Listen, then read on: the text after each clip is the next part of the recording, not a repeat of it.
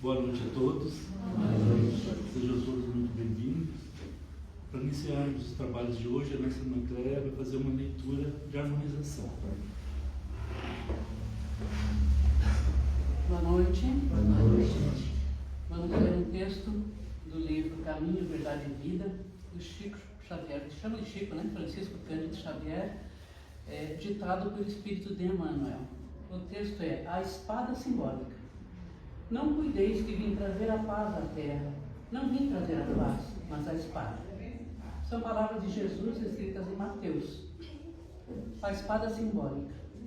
Inúmeros leitores do Evangelho perturbam-se ante essas afirmações do Divino Mestre, porquanto o conceito de paz entre os homens, desde muitos séculos, foi visceralmente viciado. Na expressão comum, ter paz significa haver atingido garantias exteriores, dentro das quais possa o corpo vegetar sem cuidados, rodeando-se o homem de servidores, apodrecendo na ociosidade e ausentando-se dos movimentos da vida. Jesus não poderia endossar tranquilidade desse Jaez, e, em contraposição ao falso princípio estabelecido no mundo, trouxe consigo a luta regeneradora, a espada simbólica do conhecimento interior pela revelação divina, a fim de que o homem inicie a batalha do aperfeiçoamento em si mesmo. O Mestre veio instalar o combate da redenção sobre a terra. Desde o seu ensinamento primeiro, foi formada a frente de batalha sem sangue, destinada à iluminação do caminho humano. E ele mesmo foi o primeiro a inaugurar o testemunho pelos sacrifícios supremos. Há quase 20 séculos vive a Terra sob esses impulsos renovadores. E ai daqueles que dormem, estranhos ao processo santificante. Buscar a mentirosa paz da ociosidade é desviar-se da luz, fugindo à vida e precipitando a morte. No entanto, Jesus é também chamado Príncipe da Paz. Sim, na verdade, o Cristo trouxe ao mundo a espada renovadora da guerra contra o mal, constituindo em si mesmo a divina fonte de repouso aos corações que se unem ao seu amor. Esses, nas mais perigosas situações da terra, encontram nele a serenidade inalterável. É que Jesus começou o combate da salvação para a humanidade, representando ao mesmo tempo o sustentáculo da paz sublime para todos os homens bons e sinceros. E agora vamos à nossa prece inicial.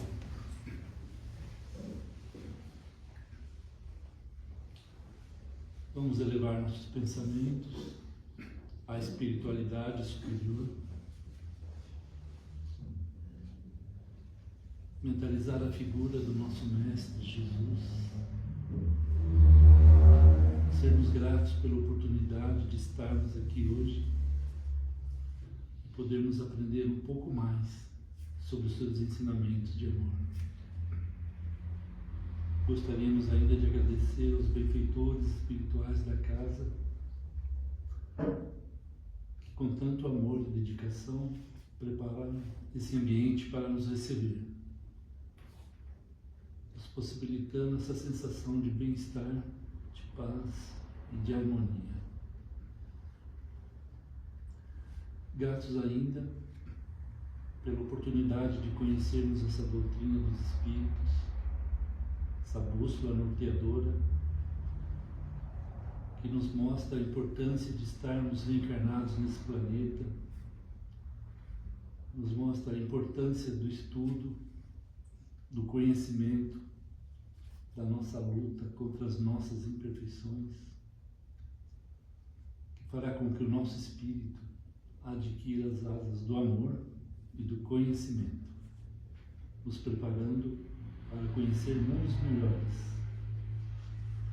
E assim, agradecidos por tudo que nos dás todos os dias, pedimos a oportunidade para iniciarmos o trabalho de hoje. Muito obrigado, que assim seja. Então, quem vai trazer os ensinamentos de Jesus hoje é o nosso irmão William Vida Petrovski. Ele é do Centro Espírita João Guilhone, de Campo Largo. Seja muito bem-vindo.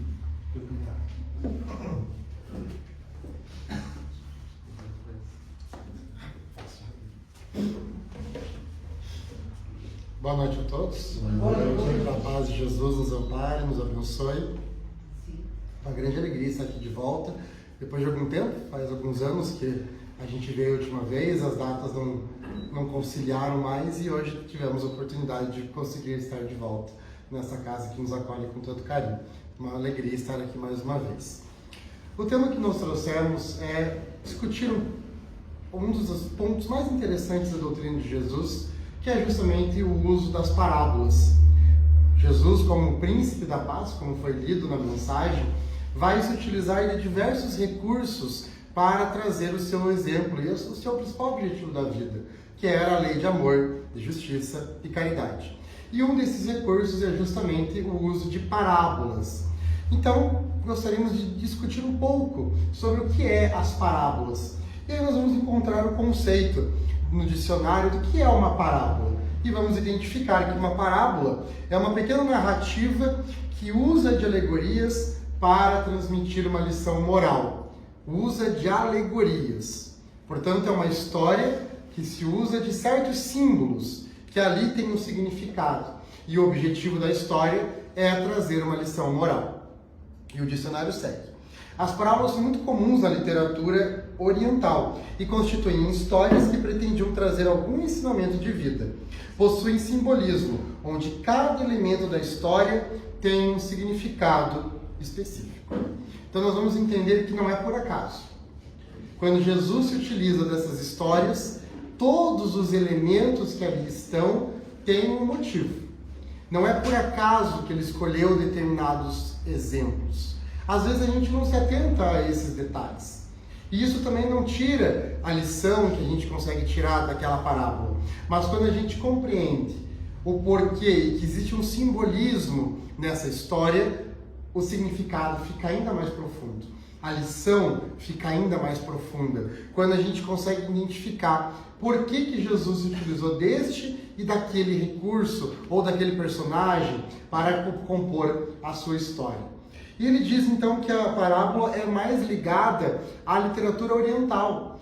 Aqui, no lado ocidental do mundo, nós vamos encontrar outros tipos. A gente chama, por exemplo, o uso das fábulas. As fábulas é a mesma coisa que a parábola. Se utiliza de certos recursos, de seres da natureza, de elementos da natureza, em que também há um simbolismo. Numa parábola, uma fábula, onde os personagens ganham vida, a gente sabe que nós não estamos falando da formiga, não estamos falando da cigarra, não estamos falando da pedra. Há um simbolismo por trás disso, para trazer a lição do ser humano, da postura do ser humano, que é a lição da fábula.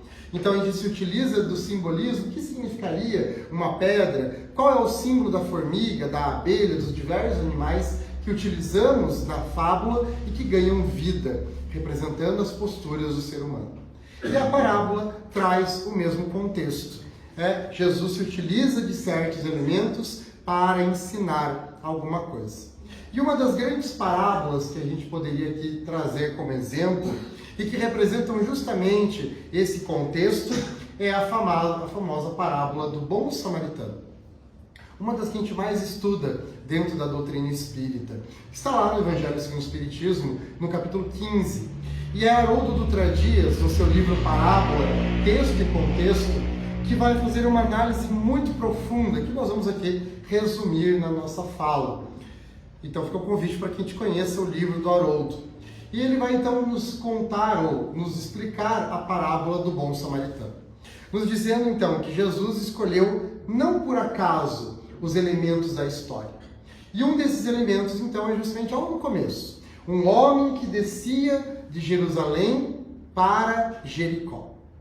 Foi tomado em poder dos ladrões. Aqui nós já temos o primeiro simbolismo da história. Descer de Jerusalém para Jericó tem vários significados. O primeiro é uma descida geográfica realmente. Porque se a gente for estudar o mapa da época e da região, a cidade de Jerusalém fica num ponto mais elevado, enquanto Jericó num ponto mais baixo. Portanto, é uma descida geográfica, física, que é preciso fazer de uma cidade para outra. Mas é também uma descida simbólica no sentido espiritual, porque Jericó é a cidade ligada ao comércio, às questões mundanas, enquanto que Jerusalém é a cidade sagrada, já era sagrada naquela época para os judeus, portanto é o local das orações, dos cultos, dos rituais religiosos. Então o que Jesus estava querendo dizer, na realidade, era que este homem, ele desceu de Jerusalém para Jericó, ele baixou a sua vibração mental. Deixou de lado a sua vigilância mental, que Jesus tanto nos convida, o vigiai e orai. Abaixou a sua vibração mental, se entregou às questões do mundo e ali foi tomado em poder dos ladrões. Quem são os ladrões? As dificuldades, os problemas que às vezes vêm à nossa luta. E quando a gente baixa a nossa vibração, nós estamos mais suscetíveis para enfrentar as dificuldades do nosso dia. Primeira grande lição. Obviamente que quando estamos em vigilância, não estamos presos ou impedidos, ou numa bolha em que não vamos sofrer dificuldades. Os desafios da vida fazem parte, são inerentes ao processo. Porém, a gente está mais preparado para lidar com os problemas. Agora, quando a gente baixa a nossa vibração mental, fica mais difícil da gente lidar com as dificuldades, com os desafios que a vida se apresenta. Então, ele baixou as vibrações e foi tomado em poder dos ladrões, que o despojaram e o bateram nele e o deixaram semi-morto. Não tinha como sair do lugar. Quantas vezes nós também não somos tomados de tal ponto pelos problemas da nossa vida que a gente acha que não consegue sair, em que precisamos de ajuda, em que nos sentimos no fundo do poço, em que sozinhos realmente talvez a gente não consiga sair. Tamanho é o buraco mental, emocional, em que às vezes a gente se encontra em determinados momentos da vida. Assim como esse homem, que também não podia sair do lugar sozinho, precisava de uma ajuda, porque os problemas lhe tomaram conta da vida. E aí então Jesus vai trazer 3 personagens para nós, que vão passar por essa estrada, simbolizando a estrada da vida. E o primeiro deles é um sacerdote. E Jesus coloca de propósito a figura do sacerdote, para trazer o lado da religião. Aquele que conhece as Escrituras, que conhece a lei, que sabe da sua missão como religioso, de ajudar o próximo. Porém, como Haroldo Dutra Dias vai nos assinalar na sua obra, provavelmente, por que ele não ajudou o homem que estava caído? Porque havia questão religiosa e uma lei judaica da época, em que quando a pessoa tivesse contato com um cadáver, ficaria impuro e, portanto, não poderia cumprir com os seus rituais e com os seus compromissos religiosos. Então, Haroldo nos aponta que, provavelmente, ele olhou para aquele homem que estava semi-morto. A gente não sabe se ele estava vivo ou morto. Então o sacerdote não poderia correr o risco de estar indo para as suas obrigações religiosas e em contato com o cadáver ficaria impuro pela lei judaica e, portanto, não poderia cumprir com as suas tarefas. Assim como o levita, que é o segundo personagem que passa, que é um ajudante do templo, que da mesma forma não poderia cumprir com seus rituais caso o homem estivesse morto. Então o deixaram lá e seguiram a estrada, provavelmente a caminho de Jerusalém. E o homem ficou ali. E mais um detalhe. Quem é esse homem? Não temos informação nenhuma. Qual é o nome dele? Que classe social ele tinha? Que cargo, que posição social ele possuía? De que etnia ele era? Nós não temos informação. De qual tribo? Das tribos que havia da cultura judaica? Não sabemos. Um homem. Jesus nos trazendo a lição do amor ou da caridade, sem olhar a quem, sem exigir nada em troca. Não sabemos quem é o homem. Não sabemos se ele poderia recompensar o que lhe ajudaria. Simplesmente um homem que decide Jerusalém para Jericó. Então, é o terceiro personagem. E Jesus, de propósito, se utiliza do samaritano, que é um dos povos da cultura judaica que eram colocados à margem. Da região de Samaria, era um povo ignorado. Ninguém queria conversar com os samaritanos, eram considerados impuros pela maioria das tribos judaicas da época.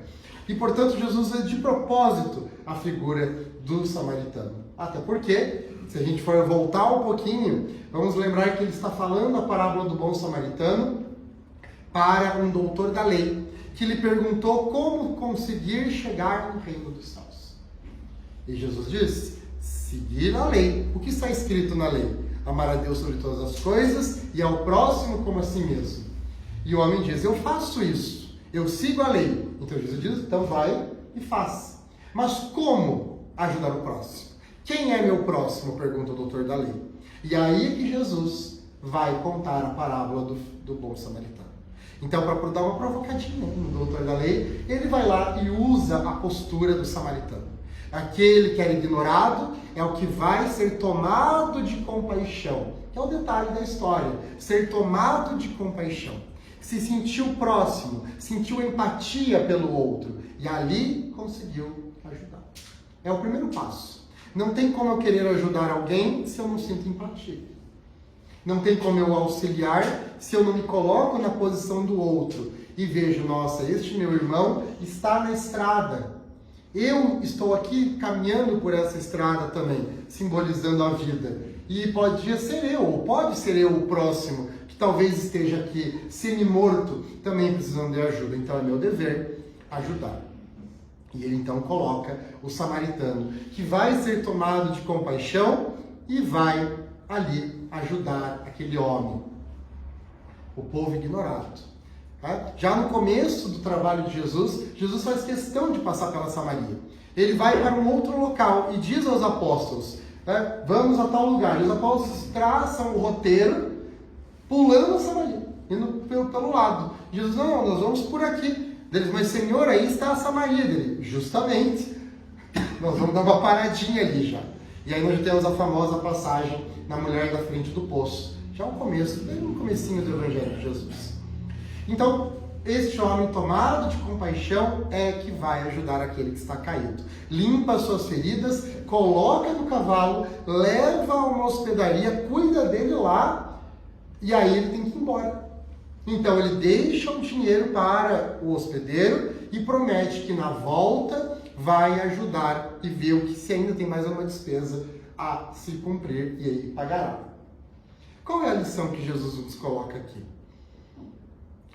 Da caridade completa. O que é muito importante também. Nós fazemos a caridade inteira. Se ele tivesse só limpado as feridas, não, já tá bom, né, gente? Colocado no cavalo, levado à hospedaria. E aí nós vamos identificar a caridade moral, como está no Evangelho segundo o Espírito de Jesus. A caridade material, ele dá o dinheiro, mas mais do que a caridade material, a caridade moral, que diz o Evangelho, é o sacrifício mais agradável a Deus, como está na mensagem do mesmo título. O sacrifício mais agradável a Deus. A caridade moral, o nosso tempo. Ele fica lá, cuidando do homem que está doente. Então a gente às vezes faz um pouquinho da caridade e achamos que já fizemos bastante. Não, eu já fiz a minha parte. Agora, o resto, as pessoas que façam. A gente às vezes costuma usar essa expressão. Eu já ajudei, agora os outros que ajudem. Ou ele que ande sozinho. Mas será que ele já consegue caminhar sozinho? Se tivesse limpado as feridas e levado a hospedaria, bom, já tá bom, né? Agora o hospedeiro que se vire, eu vou cuidar da minha vida. Não, ele ficou ali, concluindo até que o homem pudesse se reconstituir. Mas ele tinha compromissos, ele não estava a passeio. Então ele foi cumprir seus objetivos e voltou. E veja que Jesus é extremamente didático, porque nós também temos as nossas obrigações. Ninguém aqui está a passeio. Mas mesmo com as nossas obrigações, com os nossos desafios, a gente não tem como colocar o amor, a caridade na nossa agenda. Basta a gente dar um jeitinho. Então, assim como ele, nós também temos as nossas obrigações. Com certeza ele chegou atrasado no seu compromisso, porque demorou. Mas foi. Mas não deixou de ajudar. E quantas vezes a gente usa a desculpa dos nossos compromissos para justificar a nossa ausência ou a nossa falta de cuidado, né? A falta de cuidar e de ajudar os outros, porque não temos tempo. Não temos tempo. Então precisamos começar a pensar sobre isso. Será que realmente não conseguimos dispor um pouco de tempo para escutar alguém que precisa?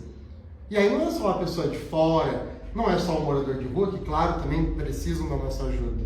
Mas começa na nossa casa, começa no nosso lar. A caridade começa em casa, diz minha mãe, né? E é a verdade. A nossa companheira que falava aqui antes já disse isso. O amor, né? A tolerância ao marido, dizia ela. Então a caridade começa em casa. O amor começa dentro de casa. Quando a gente fala desse olhar atento ao outro que está caído, não é somente a pessoa de fora. Quantas vezes é os caídos no nosso trabalho, na família, aquele parente que ninguém visita, que ninguém tem paciência, serei eu, como cristão, que farei o possível e para ter um pouco mais de paciência e acolher aquele que está sozinho, aquele parente que ninguém aguenta, que ninguém tem paciência. Ok até aqui? Então essa é a parábola do bom samaritano. E aí nós voltamos, né, à fala de Jesus, onde os próprios apóstolos vão perguntar a Jesus por que ele usava as parábolas. E Jesus vai dizer, eles perguntam, Senhor, por que falas por parábolas? Respondeu-lhe então ele, é porque vós outros foi dado conhecer os mistérios do reino dos céus. Mas a eles, o restante da população, isso não foi dado. Falam-lhes por parábolas, porque vendo não veem, e ouvindo não escutam e não compreendem. Ou seja, um recurso pedagógico. E Allan Kardec no Evangelho vai comentar.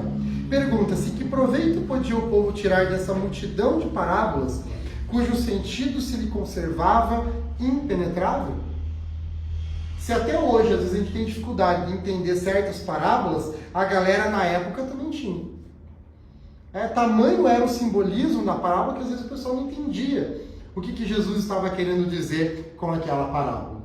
Então, ele pergunta, qual é o sentido de fazer isso? E Kardec então responde, é de notar-se que Jesus somente se exprimiu por parábolas sobre as partes, de certo modo, abstratas da sua doutrina. Mas tendo feito a caridade para com o próximo e da humildade condições básicas da salvação, tudo o que disse a este respeito é inteiramente claro, explícito e sem ambiguidade alguma. Ou seja, Kardec está nos fazendo aqui uma diferenciação entre dois tipos de histórias. Aquelas em que ele fala da parábola e do amor, da caridade, da justiça, que era a sua função principal na vida, mas também aquelas parábolas, principalmente, ele vai usar o recurso da parábola para trazer o que Kardec chamou de pontos, de certo modo, abstratos da sua doutrina. Então vamos lá. Parábolas ou histórias em que ele quer falar da caridade, em que é muito clara e objetiva, nos diz Kardec. O exemplo é esse que nós acabamos de dar, da parábola do bom samaritano.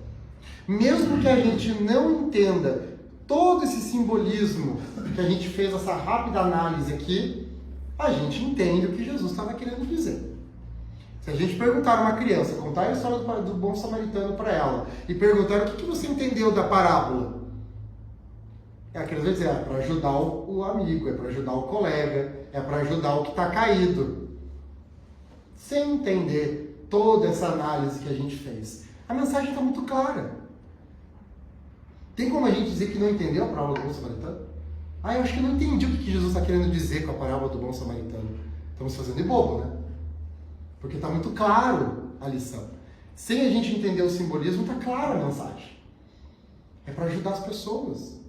Jesus foi extremamente claro no que ele veio fazer aqui.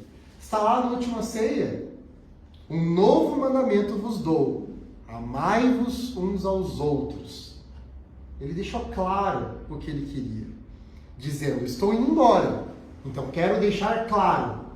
Amai-vos uns aos outros. Mas e fulano e fulano? Não, é amai-vos.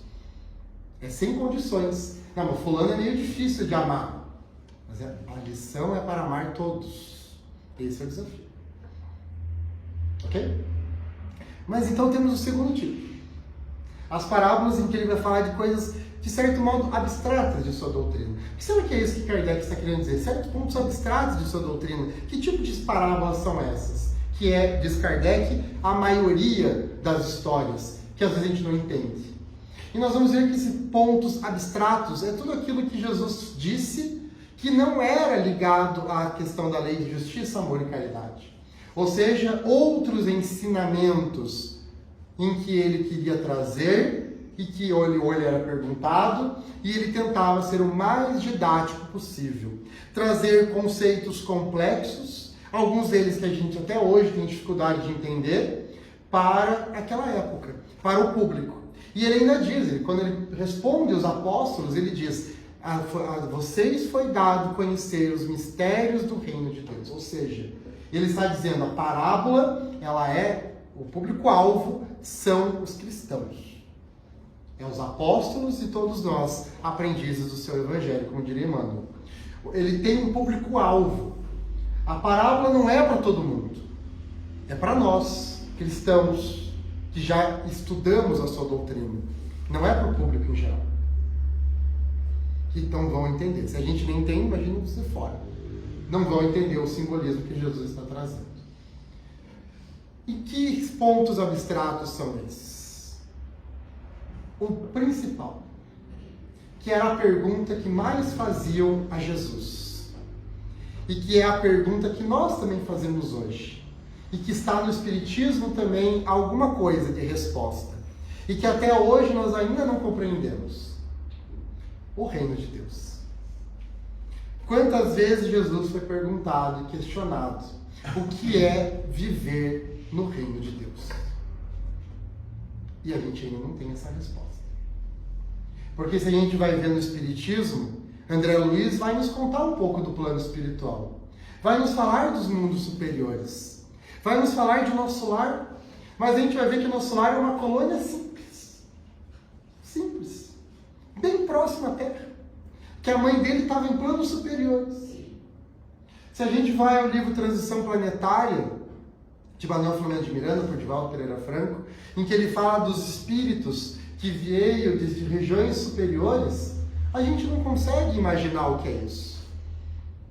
A gente sabe que o reino de Deus, a doutrina nos ensina hoje, é viver quando nós teremos a nossa perfeição relativa, onde nós não temos mais defeitos, não temos mais ainda vícios morais, já somos evoluídos moral e intelectualmente. A gente entende o conceito, mas e na realidade? A gente consegue viver ou pensar num reino de Deus, de felicidade, onde todo mundo vive bem, todos os espíritos amam todo mundo se ama, em que não há interesses escusos, não há ciúmes, não há raiva, não há inveja. A gente realmente já sabe o que é isso. É isso que a gente procura, óbvio, e devemos procurar. Mas a gente não sabe exatamente o que significa viver no reino de Deus. Os Espíritos não conseguem nos dizer. Quantas são as perguntas lá do Livro dos Espíritos, em que os Espíritos dizem, ainda não compreendeis isso. Ainda não compreendeis. Kardec pergunta, os Espíritos dizem, ainda não compreendeis isso. Porque a gente não consegue compreender mesmo. Ainda estamos muito distantes dessa perfeição. Então imagine Jesus. E ele, como nosso grande mestre, ele vai utilizar o recurso pedagógico da parábola para tentar explicar um pouquinho o que é viver no reino de Deus. E o máximo que ele consegue. Nós vamos ter duas parábolas em especial, que nós vamos comentar agora, em que ele vai tentar responder essa pergunta. Pelo menos um pouco. A primeira delas é a parábola do festim de bodas, que está lá no Evangelho segundo o Espiritismo também, em que ele diz, o reino de Deus é semelhante a um rei, que querendo comemorar as bodas de seu filho, o casamento, mandou chamar as pessoas mais próximas ao templo e ao palácio. Mas estes se recusaram o convite. e mataram os mensageiros da festa. E a gente já começa a achar estranho, né? Quem que é convidado para uma festa, vem o mensageiro trazendo o convite, você recusa o convite da festa e ainda mata o mensageiro. Claro que hoje não tem mais isso, né? O convite vem via WhatsApp, né? E a gente só bloqueia a pessoa e ignora o convite. Ele vai matar, né? Mas é a primeira frase que Kardec usa quando vai falar dessa parábola. O incrédulo sorri a essa parábola. Porque mesmo que seja um simbolismo, ela não pode sair do verossímil, ou seja, da realidade. Ninguém é convidado para uma festa e vai matar o mensageiro. Mas a parábola não acabou ainda. Então, matou o mensageiro. Então o rei manda convidar aos outros. Mas esses estavam preocupados com outras coisas. Estavam na casa de campo, diz a parábola. E nem receberam o convite. O rei, então, simbolizando Deus, mandou convidar a todo mundo. A todo mundo. Mas quando ele estava no meio da festa, foi passar pelo salão, e ele viu que um convidado não estava usando as vestes nupciais. Ou seja, a roupa do casamento. Então a gente consegue imaginar, né? A gente sabe que roupa que a gente vai quando a gente vai num casamento. Vem lá o traje, mas de modo geral a gente sabe qual é a roupa de um casamento. Então imagine que roupa será que essa pessoa estava usando. Devia estar lá com camiseta de time de futebol, né? Com calção, havaianas, né? Não estava com terno e gravata, não estava de fraque provavelmente, que era a roupa, não estava com as vestes compatíveis a um casamento, a uma bodas. Então, o Deus, Jesus, ali, representando aquele rei, manda expulsar-lhe, jogar-lhe as trevas exteriores, atar-lhe as mãos e os pés e jogar-nos às trevas exteriores, onde haverá prantos e ranger de dentes. Meu Deus do céu! Que Deus é esse? Que Deus é esse? Que manda fazer isso? E aí então a gente vai entendendo o que Jesus está querendo dizer. Os primeiros convidados à festa são os judeus, que conheciam a lei divina, ou diziam que conheciam, mas mataram os mensageiros, os profetas. Mataram todos os profetas que foram convidados e que vieram trazendo a mensagem, a lição do reino de Deus antes de Jesus. E o próprio Jesus, como ele vai falar dele mesmo depois, também vai ser morto.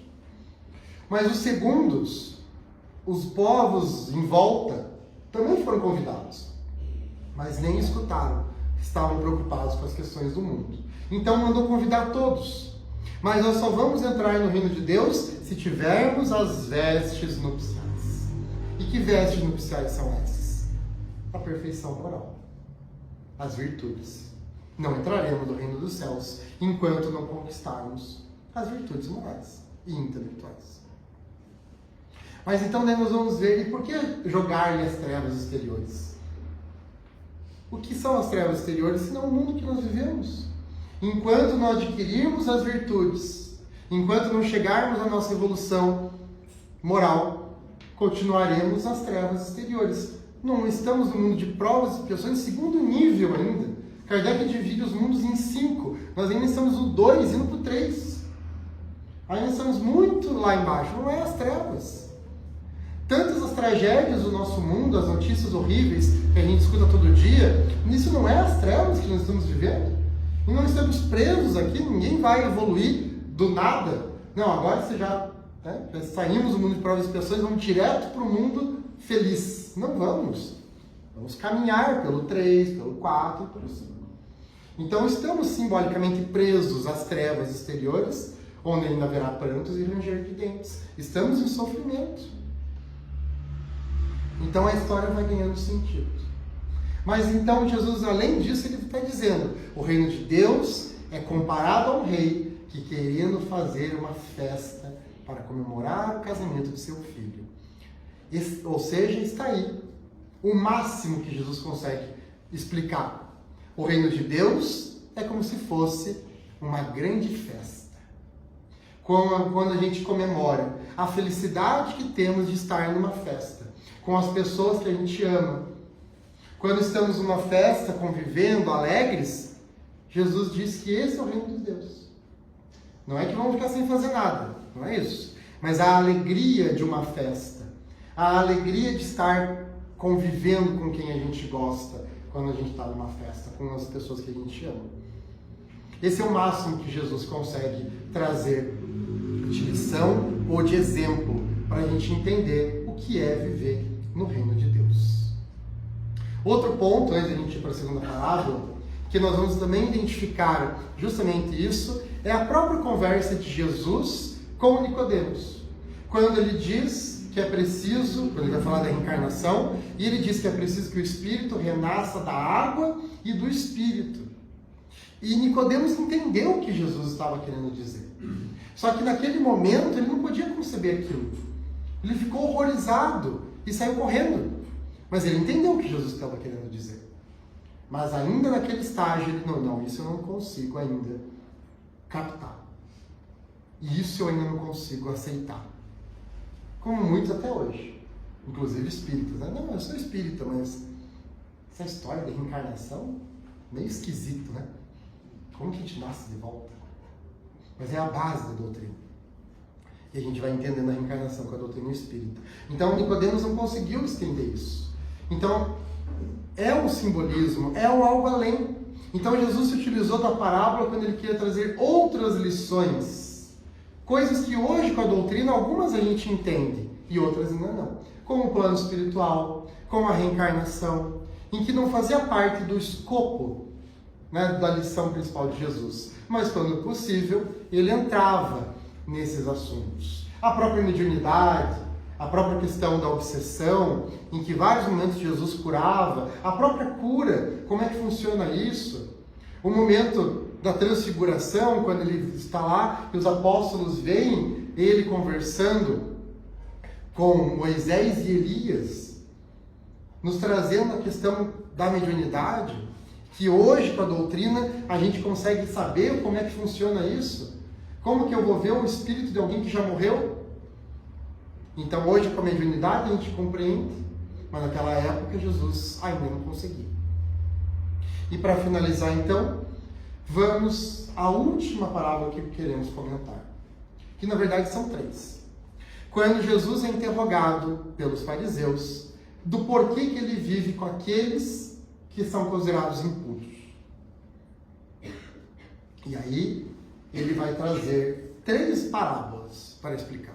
Na verdade ele não foi nem interrogado. Se a gente for ler lá a passagem, nós vamos ver que na verdade ele estava lá conversando com os chamados impuros. Os fariseus estão olhando e dizem, esse daí é o que vive entre os impuros. Então, esse daí, então dá pra gente entender que eles estavam distantes, né?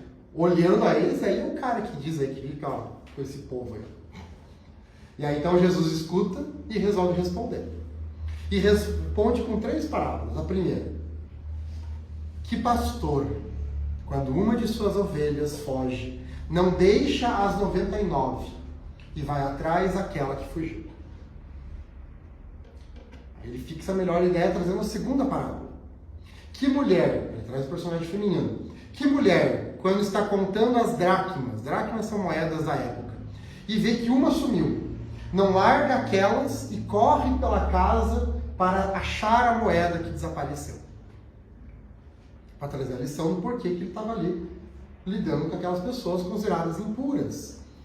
E aí nós vamos entender a questão justamente do processo de evolução, lá da pergunta 100 do Livro dos Espíritos, né? Em que os espíritos, Kardec faz a classificação dos espíritos, né? Espíritos imperfeitos, espíritos medianos, espíritos perfeitos, né? Todas aquelas classificações.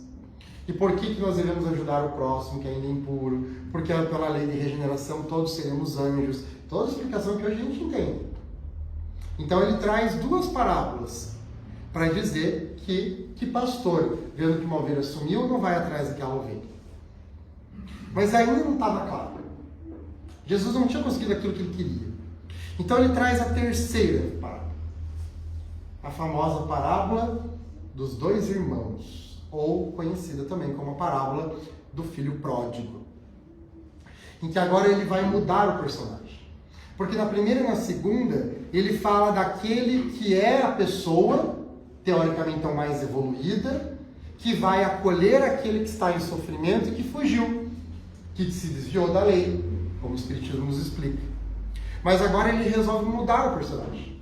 Agora o personagem principal não é o que vai atrás do que se desviou, mas é o que se desviou que vai entender e volta ao seio do Pai. É uma mudança importantíssima de quem é o personagem, o protagonista da história. Para dizer que nós devemos também ir atrás do Senhor. Ele vem atrás de nós, mas nós também temos que fazer a nossa parte. Então ele conta a parábola do filho pródigo, dizendo de 2 irmãos, cujo irmão, um deles, o mais novo, pede a sua herança, o que era considerado um crime total, um desacato ao pai. Se até hoje isso é considerado crime, a nossa legislação hoje garante isso. Não existe herança de pais vivos, está na legislação atual brasileira. Porque quantos filhos, né? O pai nem morreu ainda, já se consideram donos da herança. Né? A gente escuta muito, não, mas você não podia ter vendido a casa da praia, pai, porque essa casa seria minha. Mas então a legislação diz, não existe herança de pais vivos. Então imagine naquela época, na sociedade judaica, extremamente patriarcal, muito mais do que a nossa, em que ele fala isso para o pai, mas o pai aceita, mostrando um Deus de amor, de acolhimento, porque já pegando todo mundo desprevenido, porque quando eles escutam a história, falam, esse pai vai expulsar o filho, vai deserdar o filho. E não, ele acolhe a sugestão do filho e dá a parte dele em dinheiro. E ele vai, curte a vida doidado. E quando acaba o dinheiro, quando se vê numa situação totalmente complicada, não conseguindo comer nem a comida dos porcos, ele cai em si. A grande chave, nós caímos em nós. A gente perceber que estamos no fundo do poço. E que agora a gente tem que mudar. Quando a gente percebe que o caminho que estamos percorrendo não está nos levando para um lugar legal. E que precisamos, então, mudar a rota. Enquanto a gente não se toca, é o semancol, como diz hoje em dia, né? Enquanto não cai o semancol e a gente continua errando, fica mais difícil de voltar. O primeiro passo é a gente cair em si e aí querer voltar. E quando o filho faz isso, ele volta. E é acolhido pelo pai com toda a alegria possível do mundo.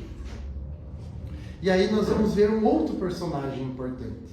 O irmão mais novo, mais velho, quer dizer. Porque o irmão mais velho ficou com o pai. E não falou nada quando o irmão mais novo foi embora. Aceitou também de boa que o irmão fosse. Não se pronunciou.